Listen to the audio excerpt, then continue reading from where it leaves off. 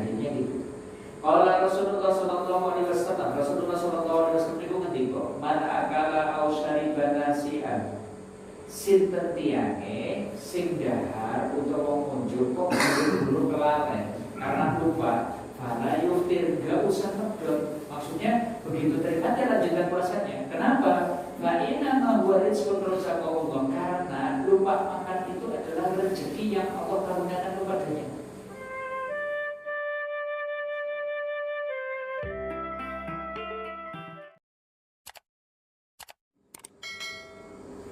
Assalamualaikum warahmatullahi wabarakatuh. Waalaikumsalam. Alhamdulillah alladzi arsala rasulahu bil huda wa dinil haqq liyudhhirahu 'ala dini kullihi wa kafa billahi shahida. Asyhadu an la ilaha illallah wahdahu la syarika lahu wa asyhadu anna Muhammadan abduhu wa rasuluh. Allahumma shalli wa sallim wa barik ala Muhammadin wa ala alihi wa ashabihi wa man tabi'ahum bi ihsan ila yaumil Alhamdulillah, Ibadullah, usikum wa diyanya bitaqullah. Qala Allah Ta'ala, ya ayyuhalladzina amanu taqullaha haqqa tuqatih wa la tamutunna illa wa antum muslimun. Qala Rasulullah sallallahu alaihi wasallam, man yuridu bihi khairan yufaqihu fid-din. Wa qala man salaka tariqan yaltamisu fihi ilman sahalallahu bihi.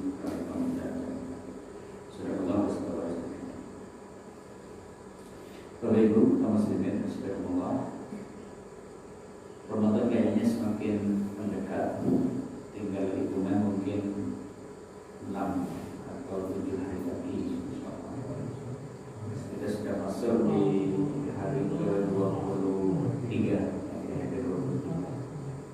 Untuk itu ada beberapa persiapan yang mungkin mestinya bisa kita lakukan. Satu, yuk 7 hari ini kita perbanyak istighfar.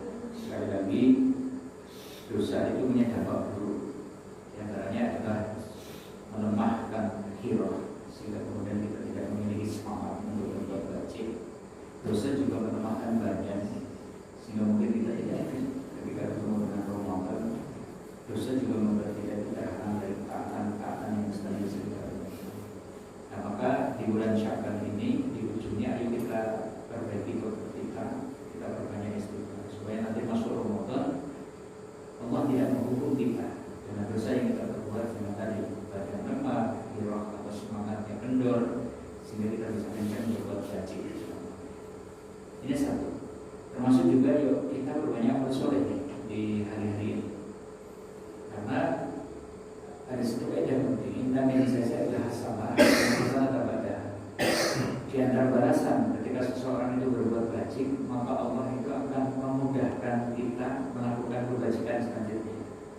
Jadi kalau hari ini misalnya kita itu bisa ngaji, bukan tidak mungkin itu balasan karena tadi kita berbuat baik, sehingga kita kemudian dimudahkan untuk bisa berangkat untuk tahun ini. Artinya kalau di bulan Sya'ban ujung-ujungnya kita banyak amal soleh, harapannya nanti masuk Ramadan banyak amal soleh lain yang kemudian dimudahkan oleh Allah. Termasuk yuk hari-hari ini semangat diri. Kalau ketemu Ramadan ini kesempatan langka, ini adalah peluang besar untuk meraih pahala, dan kayaknya ketemu dengan Ramadan itu nikmat besar yang bisa jadi sebenarnya dirindukan oleh banyak orang yang sudah tidak lagi berkesempatan dengan Ramadan. Artinya bukan tidak mungkin Ramadan besok kita ketemu, tapi ternyata bisa menjadi Ramadan terakhir bagi kita. Maka kita berusaha, yuk kita beramal sebagus-bagusnya sebanyak-banyaknya. Dan kemudian persiapan yang keempat itu persiapan ilmu. Makanya tadi kita telah sampaikan judulnya, ini adalah bagian dari bersiap diri dengan ilmu ya sebelum masuk bulan Ramadan. Kita akan bahas fikih praktis ibadah puasa. Yang mungkin ini bukan ilmu yang detail, tapi setidaknya ya secara instan semoga cukuplah untuk bekal masuk di bulan Ramadan dari sisi ilmu. Baik, Bapak Ibu, kaum muslimin rahimakumullah, sebelumnya salawat serta salam semoga senantiasa tercurah kepada Rasulullah kita, Tuhan kita Rasulullah Muhammad sallallahu alaihi wasallam beserta keluarganya, sahabatnya, dan juga orang-orang yang sekor dan beriman Islam dari dunia. Kenapa kita butuh sinau fikih puasa? Karena sebagaimana dikatakan oleh Imam Bukhari ini ya, al-ilmu qabla al-qaul wal amal. Sebenarnya seorang itu wajib untuk berilmu dulu sebelum bicara dan beramal. Di hadapan kita itu ada amal besar, ada puasa, ada sholat tarawih, ada Lailatul Qadar, ada mungkin i'tikaf, ada zakat fitrah dan seterusnya. Maka semestinya kita itu mendahului dengan mencoba menggali ilmu yang terkait dengan ibadah tersebut. Nah, itulah tadi hari ini kita bicarakan tentang puasa. Sedangkan yang lain mungkin nanti di waktu-waktu. Yuk kita bicarakan tentang puasa. Kita sudah refresh lah ya, karena saya yakin jangan sudah ketemu ibadah puasa Ramadan kayaknya mungkin ada yang 50 kali, 60 kali, atau mungkin ada yang 40 kali dan seterusnya. Nah, ini hanya peninggalan kembali saja. Baik, pengertian puasa, apa? Puasa itu apa? Ya, jadi kalau secara bahasa puasa itu artinya imsak. Imsak itu bahasa Jawa nahan. Kalau definisinya ini, puasa itu menahan diri dari perkara yang membatalkan, entah itu makan, minum dan lainnya, dari terbit fajar sampai terbenam matahari dengan niat ibadah. Mungkin pertanyaannya, kenapa butuh didefinisikan? Sesuatu yang sudah jelas. Nah, masalahnya begini, puasa itu ternyata tidak cuma disyariatkan di dalam agama Islam, agama lain juga mengenal puasa, dan pasti istilahnya beda. Contohnya kalau dalam ajaran kejawen ada namanya puasa rawat. Tahu puasa rawat nggak? Rawat itu tidak makan, tidak minum, yang dimakan itu nanti pucuk-pucuk di daunan. Itu namanya rawat.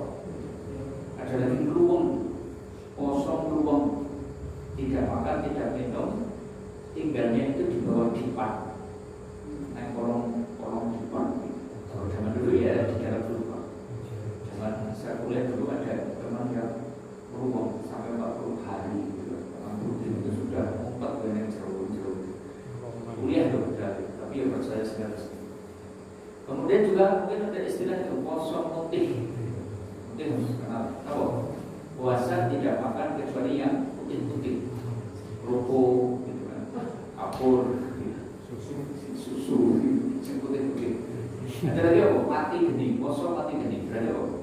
Tidak Makan dan ada puasa menahan diri dari makan yang terkena api. Atau mungkin kosong bisu, yaitu puasa menahan diri untuk tidak berbicara. Ini contohnya. Nah, kalau dalam Islam yang namanya puasa ini menahan diri dari makan, minum, jima dari terbit fajar sampai terbenam matahari dengan niat menjalankan perintah Allah. Nah, kenapa ini kok kita garis bawahi dengan kata dengan niat ibadah? Karena bukan tidak mungkin ada orang yang melakukan pekerjaan mirip puasa, tapi sebenarnya tidak masuk kategori puasa sebagai ibadah, hanya puasa sebagai bahasa saja. Contohnya ada seorang perutnya sakit, masuk ke IGD, sampai di IGD diobservasi, kemudian dokter mendiagnosa kayaknya ini usus buntu. Pak, jenengan besok jam 19 dioperasi. Nah, enjing dari subuh sampai maghrib jenengan puasa. Ampun dahar pemudik. Tanya orang ini dapat pahala. Orang ini dapat pahala kan? Tidak makan, tidak minum dari subuh sampai maghrib dapat pahala kan? Kenapa tidak? Karena niatnya bukan ibadah. Dia tidak makan, tidak minumnya adalah prosedur praoperasi. Ya, prosedur medisnya memang seperti itu, nggak boleh makan minum. Maka itu tidak disebut puasa dalam pengertian ibadah. Ya oleh ganjaran yang seperti itu. Kalau ada nih orang misalnya puasa benangsing, dia kemudian sebulan di bulan Ramadan itu puasa, tapi tujuannya apa? Niatnya kok benangsing. Saya tanya, dapat pahala? Dapat pahala? Enggak. Innamal a'malu binniyat wa innamal likulli imri'in ma nawa. Sesungguhnya amal itu tergantung niatnya. Seseorang itu akan mendapatkan balasan sesuai dengan apa yang diniatkan. Kalau ada seseorang kok beribadah, niatnya bukan untuk mencari keridhaan Allah, besok di akhirat jadi tidak dapat apa-apa. Maka kalau ada orang yang salah niat, sholat benangsing, besok pada hari Jumat mungkin jangan pakai jarobi. Kalau sih rumit tahun 2023 puasa sih pahalanya mana? Bukan Kadang-kadang aku dulu berpuasa itu tujuannya untuk langsing. Ya wis dulu langsing gitu. Alasannya saya itu cuma harap belajar yang akhirat. Ini yang dimaksud dengan niat ibadah di situ. Supaya kita itu membersihkan diri dari niatan-niatan lain selain mencari keridhaan Allah. Karena sangat diterimanya amal juga itu, termasuk puasa. Baik, karena kita sudah membahas definisinya, maka kita coba bahas rukunnya puasa ya apa? Rukun puasa. Jadi begini, setiap ibadah itu ada rukunnya. Misal wudu itu ibadah, ada rukunnya, sehingga kemudian wudu itu bisa tegak. Artinya ada unsur-unsur sehingga kemudian wudu itu jadi tegak. Rukunnya wudu, ada niat, membasuh muka, membasuh tangan sampai ke siku, mengusap kepala, membasuh kaki sampai mata kaki, enamnya tertib. Umroh ada rukunnya. Rukunnya umroh itu kita apa? Siji ihram, loro tawaf, lalu sya'i, apa tahap. Rukunnya haji ya ada tambahan, nanti wukuf di Arafah dan seterusnya. Nah rukunnya puasa ada 3. 1 imsak. Artinya apa? Menahan diri dari yang membatalkan. 2 masuk waktu. Maksudnya menahan diri itu di waktu yang sudah ditetapkan syariat. Yaitu kapan? Dari terbit fajar sampai terbenam matahari. Kalau di luar waktu itu diterima atau tidak? Menahan dirinya tapi di luar waktu yang telah ditentukan oleh Allah, diterima atau tidak? Sekalipun durasinya mungkin sama. Misalnya ya, kita itu puasa dari jam 4.30 sampai ke jam 18. Itu sekitar di total kita 13,5 jam. Harus lah, aku tak ganti way. Mulai ini jam 1 awan sampai jam ditambah itu kan ketemunya nanti 13 ya, berarti sampai jam 13 jam sampai jam 1 malam. Apa? Ya jam 1 malam. Boleh? Boleh? Ya, boleh. Pas tak gawean mulai ini maghrib nanti tekan subuh. Boleh? Kenapa kan udah kosong tinggal tunggu tangi-tangi buka. Enggak boleh karena ketentuannya gitu. Makanya di sini disebutkan ini. Wa kulu wasrabu hatta yatabayyana lakumul haidul abyadu minal haidul aswadi minal fajr. Di bulan Ramadan boleh makan minum ini anak bersih. Wa kulu makanlah wasrabu minumlah hatta yatabayyana lakumul haidul abyadu minal haidul aswadi minal fajr. Sampai jelas-jelas bagi kalian benang putih dari benang hitam dari waktu fajar. Benang putih itu maksudnya siang, benang hitam itu maksudnya malam. Sampai jelas perbedaan antara siang dan malam. Itu bolehnya makan sampai itu, yaitu apa? Terbit fajar. Itu batas akhir makan. Nah setelah itu summa atimu siyama ila lail syam itu berarti tahan. Berarti setelah itu tahanlah puasamu sampai malam-malam itu dimulai dari tenggelamnya matahari. Maka puasa itu dari terbit fajar sampai terbenam matahari. Nah sedangkan rukun yang ketiga adalah niat. Niat itu artinya apa? Menyengaja, tidak makan, tidak minum, meninggalkan syahwat, tujuannya menjalankan perintah Allah. Itu jenenge niat. Niat itu menyengaja melakukan sesuatu. Makanya niat itu aslinya amalan batin. Soal nanti kok kudu dilafadzke atau bukan, itu ulama berapa ada yang komen mantap dilafadzke. Tapi sebenarnya niat itu adalah amalan batin. Contohnya nih, ada orang yang sehabis sholat tarawih maca donga niat bareng imam. Nawaitu shawmatul ada ibadah di sahih Ramadan hadhihi sanati fardhillah ta'ala. Bareng-bareng maca terus niku kancane sing terjejer takon. Kang, apa ora puasa esuk bulan jenengan ora tidak syafaat apa puasa? Ora. Padahal tadi lesane berapa? Ucap apa? Nawai itu sama hotin, kan jero artinya aslinya orang berpuasa. Yang dipakai yang mana? Yang dipakai yang mana? Yang di dalam hati. Karena niat itu amalan batin. Nah, sedikit penekanan khusus untuk puasa Ramadan sering kami sampaikan. Malam yujmi isyama qoblal fajri fala siyama lahu. Siapa yang tidak membulatkan niatnya untuk berpuasa sampai sebelum subuh, maka tidak ada puasa baginya. Bedanya antara puasa sunnah dengan puasa Ramadan di sini. Maksudnya harus begini.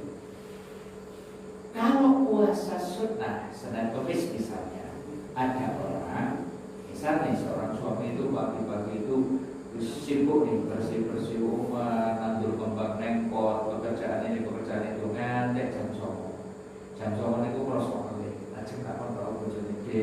Terus kalau udah suki gerak ngene kalau terus kali masak opo gitu. Kapan tahu bojone terus masak opo.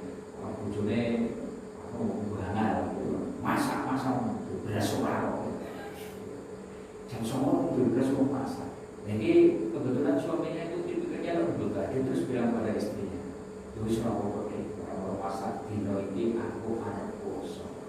Karena kebetulan hari Senin. Kalau puasa Senin Kamis jam 9 baru niat poso, niku boleh sah asal sejak subuh sampai jam 9 belum melakukan perkara yang membatalkan puasa. Nek puasa Ramadan bukan kene, tidak sah. Misalnya tanggal 20 Ramadan jenengan badhe tindak ke Jakarta berangkat pagi sampai Jakarta ya targetnya maghrib.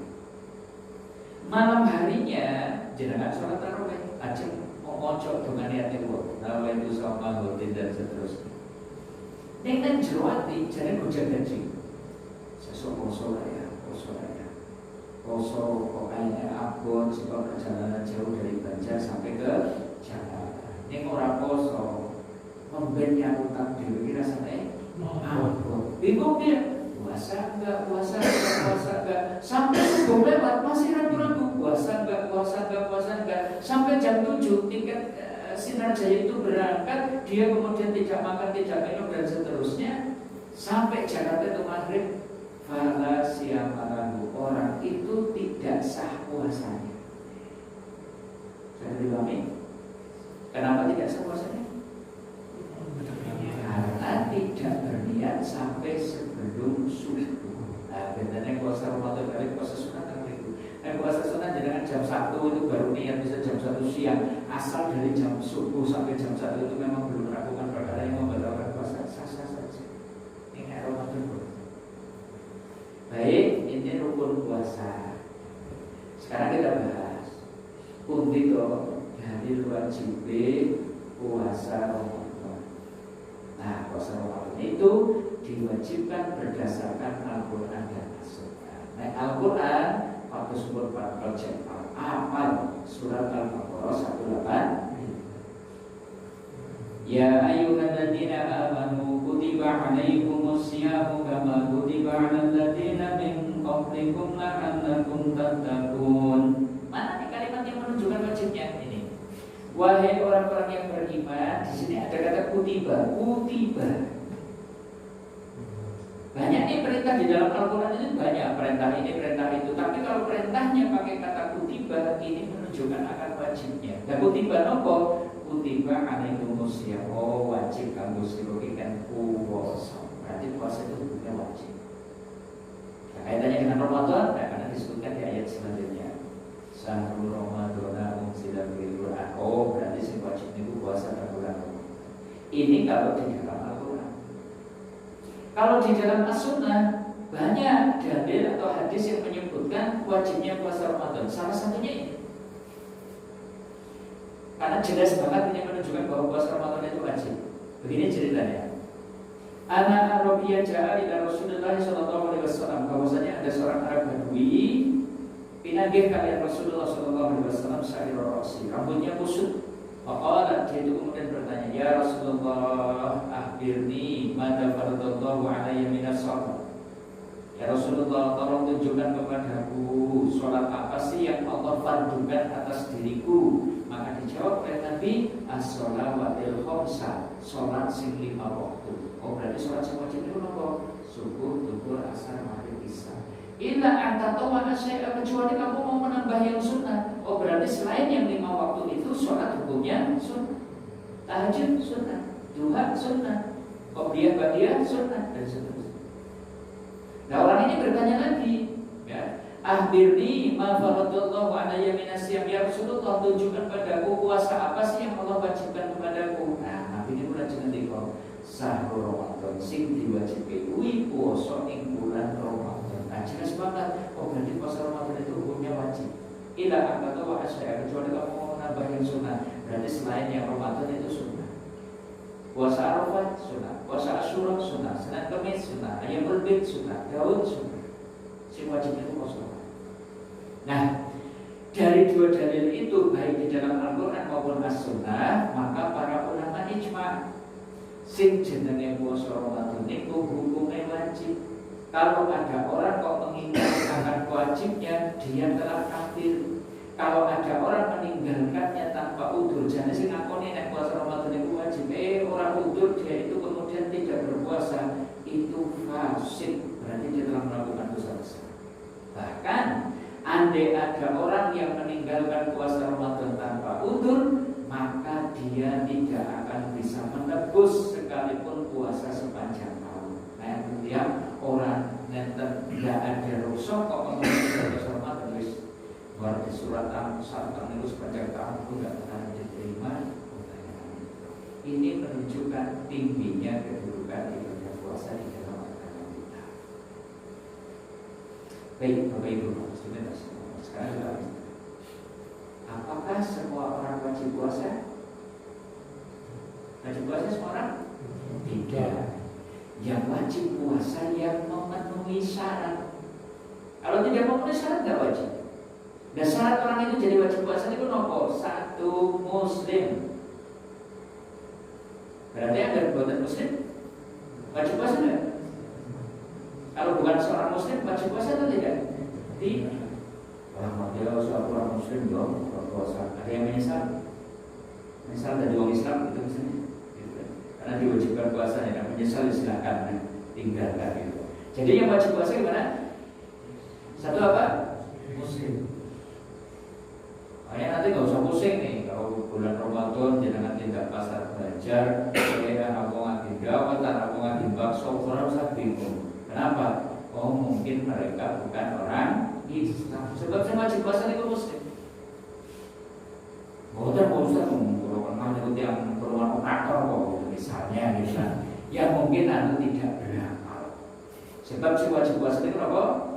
Muslim dan berakal. Berakal itu maksudnya cerdas. Nah idiot atau rodo gendeng itu kan bukan wajib gitu. Jadi kalau ada orang di bulan Ramadan kok puasa, kemungkinan anda berapa? Siji mungkin bukan Islam, kedua mungkin karena orang waras gitu. Karena si wajib puasa itu berakal. Bukan mau Ustaz itu kalau kenal, nah itu kalau biasa omongan itu yang waras kok cerdas kok. Oh ya mungkin ulun balik. Saya tahu balik gitu kan seperti itu. Karena yang wajib puasa itu hanyalah Muslim yang balik. Oh ini sudah balik. Oh karena balik ya mungkin ya karena dia itu masuk kategori orang yang lagi sakit. Karena yang wajib puasa itu hanya orang yang sehat. Oh sehat kok itu Ustaz. Oh ya mungkin lagi safar dari perumahan operator sampai ke pasar Banjar itu safar gitu kan. Jadinya di sana bakso orang yang begitu. Oh ya kalau memang dia itu bukan mungkin ya mungkin karena dia itu lagi haid atau menopause. Mungkin itu dia jarang kok Ustaz itu. Oh ya pancen wong wangel gitu pancen kosong. Jadi yang wajib puasa saatnya gimana? Muslim, berakal yaitu cerdas, balik yaitu kalau laki-laki ya sudah mimpi basah, perempuan yang mungkin sudah menstruasi. Kalau ternyata usia sudah lebih dari 15 tahun, ternyata belum menstruasi, belum mimpi basah, ya batasnya pokoknya kalau di 15 tahun dia harus balik. Ya, kemudian sehat. Nah, syaratnya ini kalau tidak sakit tidak wajib. Kemudian tidak sedang perjalanan jauh dan bagi wanita tambahannya adalah tidak haid dan tidak nifas. Maka mereka wajib menunaikan puasa Ramadan. Baik, kita lanjutkan Bapak Ibu kaum muslimin. Nah, ternyata ada orang-orang yang diberi keringanan untuk tidak puasa. Siapa mereka? Inilah yang disebutkan di dalam surat Al-Baqarah 184. A'udzubillahi minasyaitonir rajim. Ayyaman ma'dudah. Faman kana minkum maridun aw ala safarin fa'iddatun min ayyamin ukhra. Wa 'ala alladziina yutiqunahu fidyatun ta'amu miskin. Faman tatawwa'a khairan fa huwa khairul lahu. Wa 'an tasumu khairul lakum in kuntum ta'lamun. Di dalam ayat ini disebutkan Puasa itu di dalam beberapa hari tertentu, itu di bulan Ramadan tanggal 1 sampai akhir Ramadan. Famakana minkum maridun, siapa di antara kalian kok dalam keadaan sakit, atau ala safarin, atau dalam perjalanan jauh, boleh tidak puasa. Fa'idatun min ayamin ukhra, dengan kewajiban mengganti puasa di hari lain. Wa 'ala alladziina yutiqunahu, adapun orang yang tidak mampu lagi kalau dibawa puasa juga boleh tidak puasa dengan kewajiban membayar fidyah, yaitu memberikan kepada orang miskin. Maka orang yang diberi keringanan boleh tidak puasa itu ada dua kategori. Kategori pertama, boleh tidak puasa dengan kewajiban mengqadha. Siapa mereka? Yaitu maridun, orang yang masuk kategori sakit. Sakit seperti apa yang dengannya jadi dapat keringanan boleh tidak puasa? Kenapa ada beberapa kriteria. Kalau Imam Abu Hanifah sih moderat, terus pokoknya sing jenenge sakit, ya sakit apapun itu oleh orang poso. Kalau sakit gudik kayak pamunan kayak rontu kayak gitu dan seterusnya boleh tidak puasa. Tapi kalau jumhur ulama berpendapat yang membolehkan tidak puasa itu sakit. Kalau sakit itu dibawa puasa diperkirakan akan bertambah parah sakitnya, atau sakit yang menurut advice dokter harus minum obat dengan teratur dalam kurun waktu tertentu. Saben 6 jam harus minum antibiotik supaya virusnya mati, supaya bakteri kumannya mati. Maka orang yang seperti itu boleh tidak puasa. Kewajibannya apa? Besok kalau sembuh dia mengganti puasa di hari yang lain. Ini namanya mengobat. Selain orang sakit yang masuk kategori ini adalah para musafir. Nah, musafir itu kriterianya seperti apa? Ulama hampir sampai 10 atau 12 pendapat. Karena kriteria ini yang membicarakan kriteria safar. Tapi karena kita itu mungkin di lingkungan yang bermadzhab Syafi'i, ya sudah. Menurut Imam Syafi'i, safar itu adalah perjalanan lebih dari 90 km. Arep numpake sepeda ontel 90 km ya boleh tidak puasa. Numpake kok sepeda motor ya boleh tidak puasa. Mau naiknya Pajero kayak, mau naiknya kereta kayak, mau naiknya bis, asal perjalanan lebih dari 90 km boleh tidak puasa. 90 kilo sih dugi pundi ya, dari saking Banjar Kota, Kulon gitu, di Lumpir utawa Karangpucung lah gitu. Itu sudah 90 kilo ya. Nanti Majengan itu sudah 85 kilo. Kalau ke arah selatan barat terus sampai Cilacap itu sudah hampir 100 kilo Cilacap kota. Kalau ke Jogja ya sampai ke Muntilan Sakangan ya sudah 90 kilo. Kalau ke Semarang ya Ambaruko ya kayaknya sudah 90 kilo. Boleh tidak puasa. Nah, tetap puasa boleh. Nah, tetap puasa boleh Pak. Boleh Pak. Kita sungguh baik Pak. Nah, kelompok kedua yang boleh tidak puasa dengan kewajiban cukup bayar fidyah. Ini siapa tadi? Wa 'ala alladziina yutiqunahu, adapun orang-orang yang berat kalau dibawa puasa. Berat itu maksudnya pripun? Ya wis ora sanggup. Berarti contohnya nih, orang jompo. Jompo sih apa? Jompo sih apa? Orang tua toh ya, tua sehat juga gitu kan. Tua dan fisiknya lemah. Maka cukup fidyah. Kenapa orang jompo kok tidak disuruh mengqadha? Kenapa? Kenapa? Sebab pada bulan Ramadan jompo, bulan berikutnya sama ya kayaknya yo isih jompo. Bulan Maret nanti dia masih malah tambah jompo nih. Makanya Yowis ora usah puasa, cukup dengan fidyah. Nah, termasuk di sini orang yang sakit menahun, umurnya sudah sehat, ginjalnya masalah, jantung masalah, bahkan kolesterol, asam urat, darah, diabetes dan seterusnya. Kayaknya harapan sembuh juga sudah kecil, ini komplikasi. Wis ora usah puasa, cukup bayar. Nah, nanti sekolah ulama juga memasukkan para pekerja berat. Cuma ya ada syaratnya nih, pekerja berat seperti apa yang cukup fidyah. Satu, pekerjaannya sektor strategis. Artinya dibutuhkan orang banyak. Kalau zaman dulu ya mungkin kaitannya dengan bahan bakar minyak, misalnya batu bara gitu, tambang. Itu pekerja bekerja berat tanpa bantuan. Dibutuhkan orang banyak dan tidak bisa ganti profesi. Ya. Makanya pekerja berat itu bukan kriteria sendiri ya, bukan kampus kalau pekerja berat Ustaz, masih guru jangan mulang kalau kan nanti aman itu jangan kosen orang-orang yang belum buatan kuat. Ya bukan kayak gitu. Nanti kabeh wong ngaku kulo nggih pekerja berat Ustaz kok to operator komputer kudu ngentri data kalau tes nanti kongi misalnya. Bukan seperti itu. Nanti kriterianya ulama yang membawa simbolnya masuk kategori pekerja. Kalau tukang batu dan seterusnya kan ono liburi dan tidak bukan termasuk pekerjaan yang strategis. Kalau memang ternyata jadi tukang reso koso, ya mestinya boleh kalian cari pekerjaan lain yang dengannya bisa berhasil, gitu ya.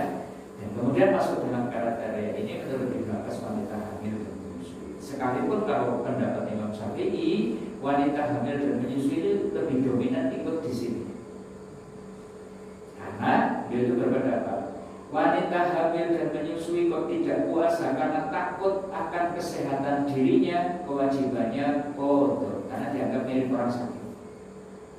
Kalau ada wanita hamil dan menyusui tidak puasa kok yang dikhawatirkan janin atau bayinya, maka wajib kodok dan bayar fidyah, dua-duanya wajib. Kalau hanya khawatir atau kalau dia yang dikhawatirkan dirinya dan juga bayinya, juga kodok dan bayar fidyah. Ini nggak usah. Nah fidyah sih pinten, gitu kan? Kalau kita kembali ke ayatnya, fidyah itu adalah memberi makan kepada orang miskin. Maksudnya gimana? Satu hari orang jongkok tidak puasa, ya satu kali memberi orang miskin itu makanan. Cukup sehari tidak puasa sekali ngasih makan. Dengan menu makan yang seperti apa? Di dalam fikihnya disebutkan ya makanan dengan menu sedang, mewah banget ya ora, sederhana banget gitu. Si contohnya daharan mewah, contohnya apa? Ya arwana geprek gitu ya. Arwana geprek itu mewah gitu. Harganya 5 juta geprek gitu kan seperti itu. Tapi kalau misalnya lamongan, nasi padang, itu cukup lah. Jadi misalnya satu hari tidak puasa, nah kemudian dengan beli nasi padang sebungkus diberikan kepada orang miskin, itu sudah cukup. Arab dikumpulkan atau setinggal boleh. Begitu 1 bulan 30 hari nggak puasa, ya sudah ngumpulkan tiang 3 dosa, rajakan dihar kendara menjenengan selesai. Nopo badan tidak melakukan aksiko, kemudian dibagikan kepada 30 orang, boleh. Kalau pakai beras boleh nggak? Boleh. Berapa? Separuhnya zakat fitrah lah setidaknya. Berarti sekitar 1/4 kilo. Dan yang 1/4 kilo kok digawe duit, tetap ya sekitar 16-17 ribu. Makanya tadi nasi padang itu ya cukup, lamongan ya cukup. Seperti itu. Boleh dibayar di bulan Ramadan, boleh juga ditunaikan setelah lepas dari bulan Ramadan. Boleh fidyah seperti itu. Saya dimana? Ya, inilah orang-orang yang mendapatkan rukhsah. Jadi sudah sampai kepada fidyah. Baik. Sebelum kita lanjutkan ke pembatalan puasa, ada yang mau ditanyakan dulu nih, kami terserah. Sampai poin tadi, buatan sing dan jelas. Semua. Fidyah tadi Pak. Ya. Fidyah itu memberi makan 1 kali apa 3 kali? 1 kali. Cukup 1 kali. Seandainya 1 bulan nggak puasa berarti ya kali 30. Iya. Tinggal sekali. Ya. Kita lanjutkan. Ya, jika tidak ada yang ditanyakan kita lanjutkan. Pembatalan puasa. Jangan sih batal puasa atau. Ya, baik. 1 ini makan, minum, disengaja. Bukan disengaja tuh. Karena dalilnya itu. Kalau Rasulullah Sallallahu Alaihi Wasallam, Rasulullah Sallallahu Alaihi Wasallam itu ngendika, man akala au syariba nasi'an. Sinten tiange sing dahar utawa ngunjuk kok buru kelalen karena lupa fala yutir, gak usah medot. Maksudnya begitu terima dia lanjutkan puasanya. Kenapa? Karena membuat rezeki terus Allah, karena lupa makan itu adalah rezeki yang Allah karuniakan kepadanya. Oh, ternyata ada rezeki gara-gara kelalen. Jadi kadang kita berpikir sejalan rezeki kan mungkin dengan bekerja, dengan berdagang. Ternyata ada rezeki gara-gara lupa. Jenengan lagi puasa kok lupa dahar rezeki. Ini kebanyakan naik puasa Ramadan pengenalan agak susah. Ini puasa sunnah itu bukan tidak mungkin. Niatnya Senin Kamis ngendong tangganya malah dikai kopi kalau berdua. Dan barang pun rampungan, aku niatnya puasa. Alhamdulillah rezeki gitu kan seperti itu. Lanjutkan puasanya, gitu kan. Tapi kalau Ramadan kayaknya untuk kenangan agak susah ya. Kenapa? Semua orang juga lagi puasa. Tapi ya saya terus jangan doa apa kita pas lagi sahur itu kan itu ya Allah, gua ngejik dibarengi rezeki kelalen gitu kan. Nah makanya pas kelalen ya mumpung kelalen apa dahar romako, tambah sebuah semako gitu. Barang besar kan nambah galingan gitu kan. Jadi yang batalnya gimana? Yang batalnya gimana?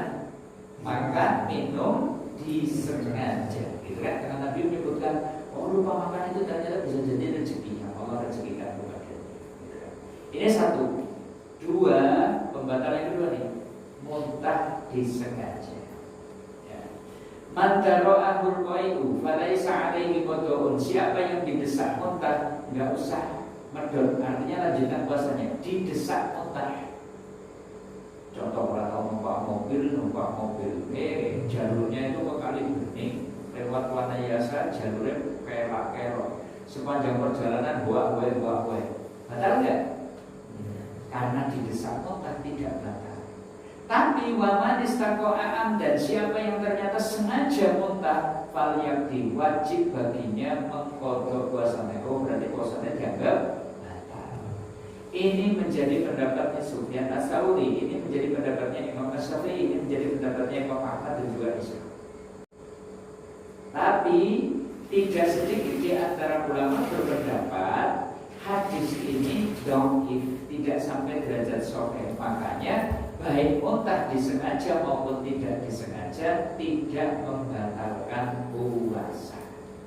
Ini jenengan kok derek madhabipun Imam Syafi'i, ya berarti dianggap batal. Nek muntah disengaja. Bisa dipahami?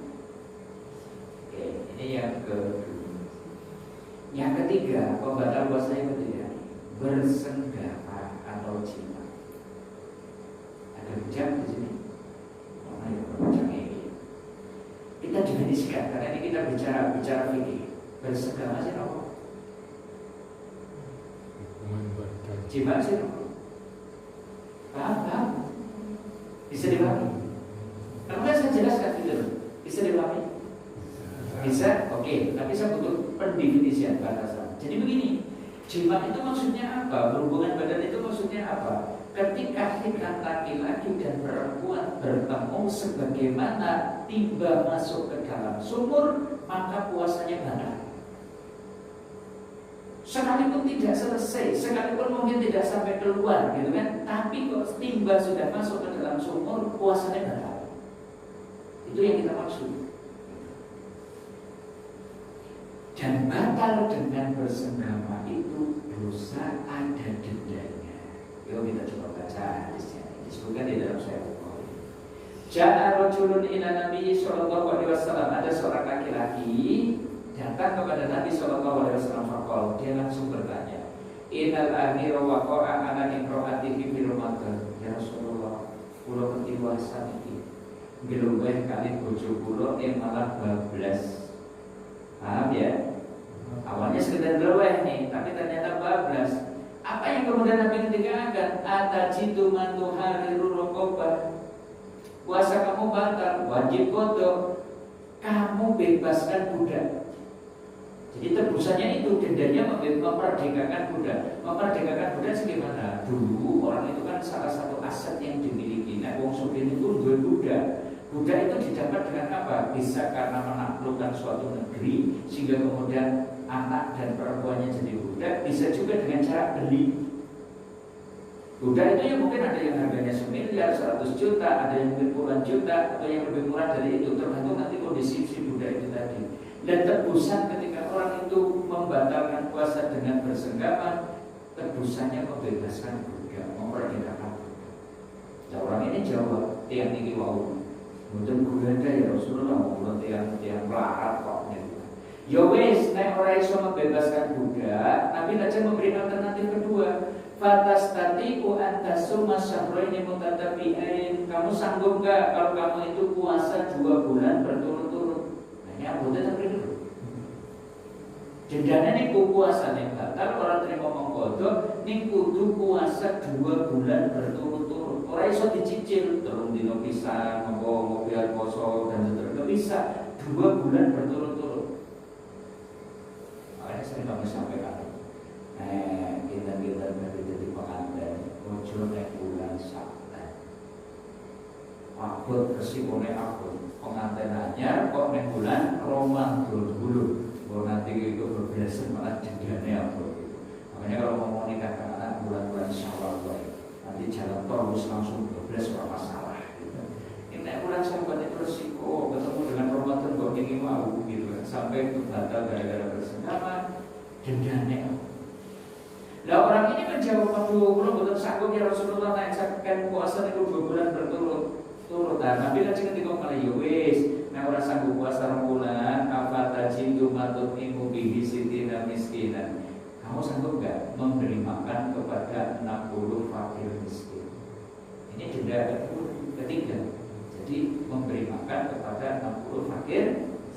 Orang ini langsung jawab, aduh, betul sanggup nek harus niku ya Rasulullah. Maka Nabi sampaikan banget. Kemudian beliau itu ke belakang ambil sekeranjang kurma, lajeng digunakan wis iki gawanan kowe. Bagian kalau tombol keparong musim larat swidak cacahe, kon dibagi swidak dibagikan kepada kanan kirinya yang miskin. Orang ini malah kemudian matur ya Rasulullah. Ala ahwa jamina ma baina la baita aku baitan ahwa jamina. Ya Rasulullah kampung kulon itu mboten enten sing ngumpuli klarate timbang kulo. Kan golek wong swidak sing ngumpuli klarate niku mboten enten. Apa yang kemudian dikatakan oleh Nabi? Ya wis gowonan bukuke wae wis pakanan dhewe gitu kan. Ini wis puasane batal malah oleh hadiah sak keranjang kurma. Tapi urutannya bukan seperti itu. Urutannya tetap ini. 1 nek bisa membebaskan budak. Enggak bisa puasa 2 bulan berturut-turut. Enggak mampu ya memberi makan kepada 60 fakir. Ini batal yang ketiga. Pembatal yang keempat, keluar mani disengaja. Apa bedanya dengan pembatal yang ketiga? Pembatal yang ketiga itu berhubungan badan baik keluar mani atau tidak wis batal. Nah pembatal yang keempat keluar mani baik berhubungan badan ataupun tidak yo batal. Ya, ini dikiaskan dengan jima. Ya, mungkin karena berangan-angan sampai keluar mani puasa batal. Mungkin karena memandang lawan jenis dengan syahwat sampai keluar mani puasanya batal. Mungkin bercukup masturbasi sampai keluar mani puasanya batal. Tapi nggak ada jedanya terus batal dan pokok. Ya, dikecualikan bila disebabkan mimpi. Siang hari di bulan Ramadan jenengan sare mimpi basah, maka wajib mandi, puasanya lanjutkan. Jangan pedot, lanjutkan karena tidak batal. Ya, karena mimpi itu perkara yang di luar kesengajaan. Adapun keluar mandi, apa sih mandi? Mandi itu cairan kental yang berwarna bening yang biasanya keluar ketika terangsang syahwat, tapi bukan mani. Maka ini tidak membatalkan puasa, cuma membatalkan wudu. Dan mandi itu najis, harus dibasuh dan kemudian wudu. Ini yang bisa diwakili. Yang kelima, pembatal puasa yang kelima itu keluar darah. Bagi ibu-ibu ini kalau poin yang kelima, batal berdasarkan ijma para ulama, meski sedikit. Jadi kalau ada seorang wanita yang keluar bercak berwarna kuning, tapi di hari-hari haid yang memang biasa dapatkan, maka ini membatalkan puasa. Misal nih, hari-hari haidnya tanggal 10 sampai 17. Tanggal 10 kok keluar bercak berwarna kuning, maka itu sudah masuk kategori haid. Adapun bercak kuning di luar hari-hari haid tidak perlu diperhatikan. Itu mungkin keputihan, itu mungkin istihadah. Lanjutkan puasanya dan seterusnya. Tapi kalau di hari-hari haid itu sudah dihitung haid, meski keluar sedikit, puasanya batal. Meski keluarnya sesaat menjelang buka puasa, jangan garing terus menit buka. Dan tamu neda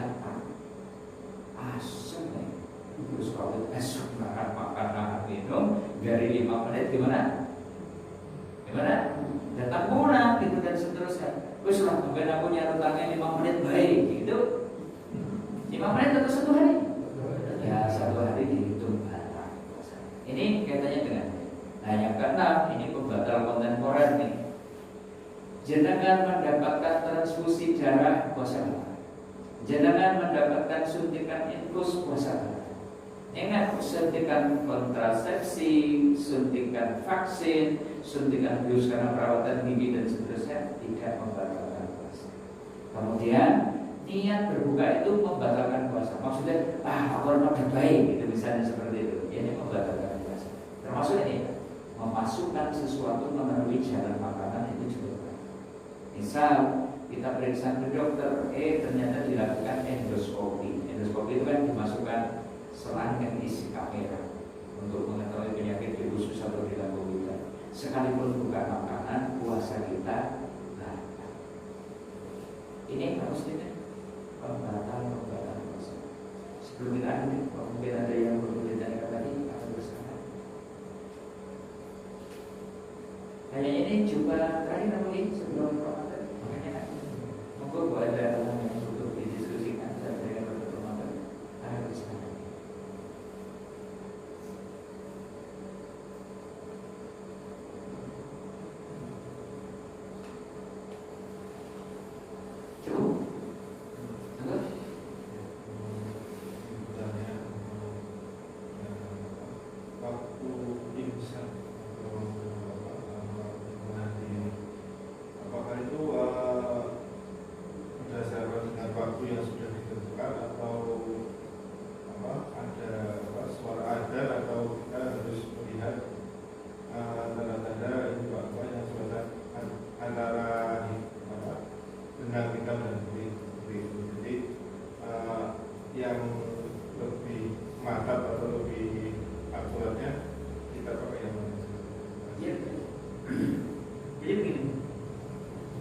Batas akhir kita boleh makan minum kapan toh? Ini wakulu wasrobu hatta yatabayyan anakumul haidul abiyad minal haidul aswad minal fajr.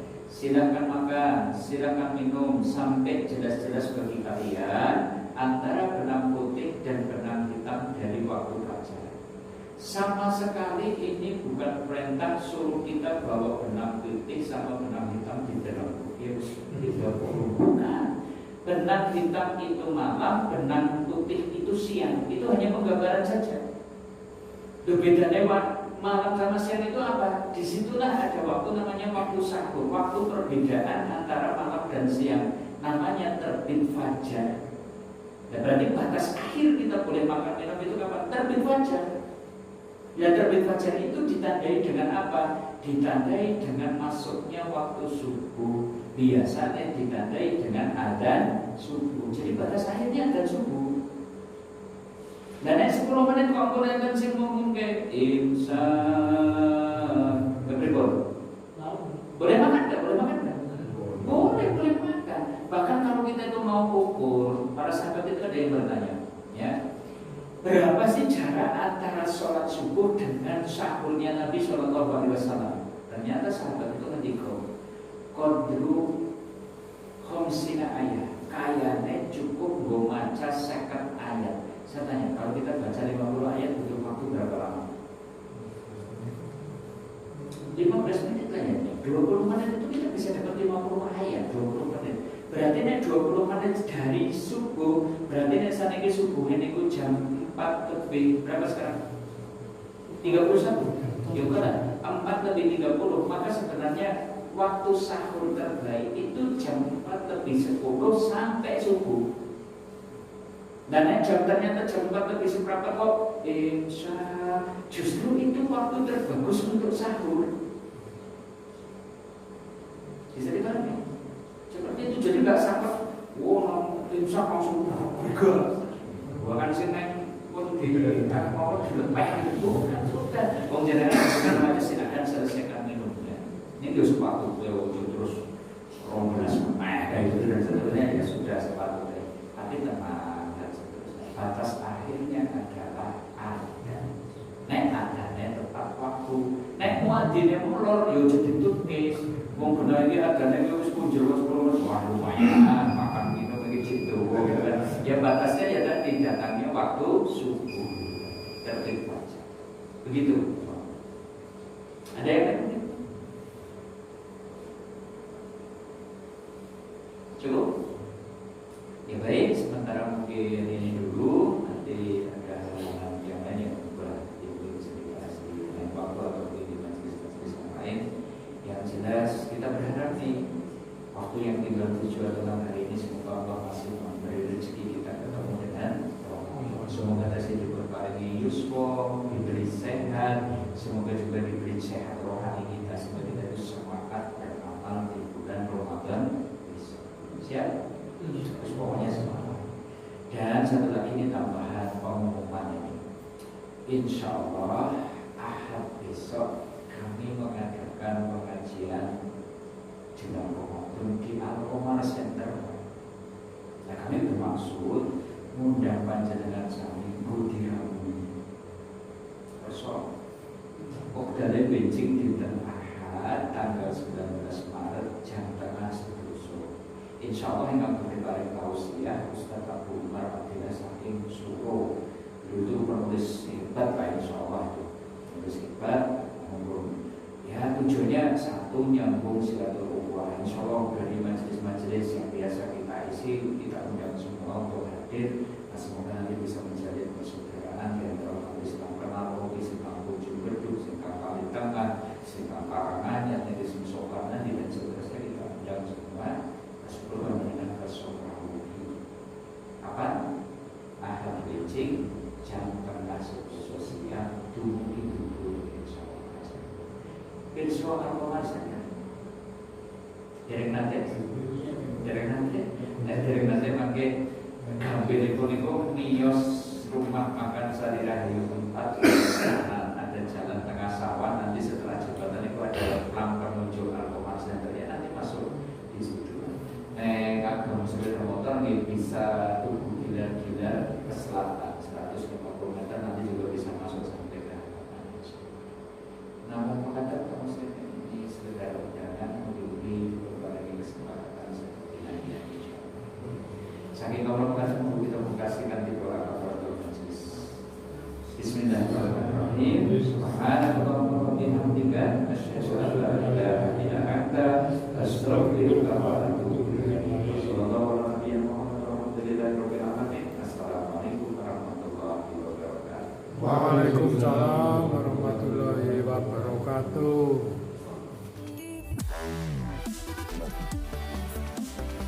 Wow.